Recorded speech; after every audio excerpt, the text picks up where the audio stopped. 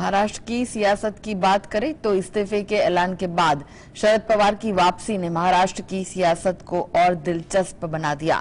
आने वाले चुनाव में शरद पवार बीजेपी के लिए बड़ी चुनौती साबित हो सकते हैं।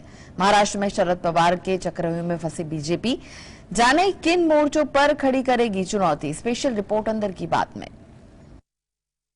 महाराष्ट्र में एनसीपी चीफ शरद पवार के फिर से पार्टी की कमान संभालने के बाद सबसे ज्यादा हलचल बीजेपी में मानी जा रही है।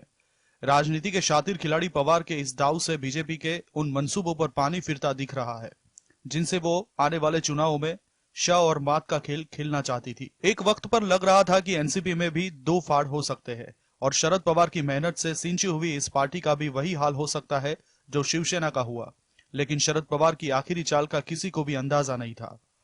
अब एनसीपी अध्यक्ष के तौर पर शरद पवार की वापसी का बीजेपी को कितना बड़ा नुकसान हुआ है, इस बात पर बात करते हैं। दरअसल बीजेपी की कोशिश थी कि वो किसी तरह चुनाव से पहले या तो पूरी एनसीपी को अपने साथ ले या फिर अजित पवार के सहारे पार्टी के आधे विधायकों को अपने पाले में शामिल करे। ऐसा करने पर आने वाले चुनाव बीजेपी के लिए केकवॉक की तरह होते, क्योंकि शिवसेना में पहले ही दो फाड़ हो चुकी है, जिसका वोट बैंक चुनावों में या तो पूरी तरह बढ़ जाएगा या फिर बीजेपी के साथ शिफ्ट होगा।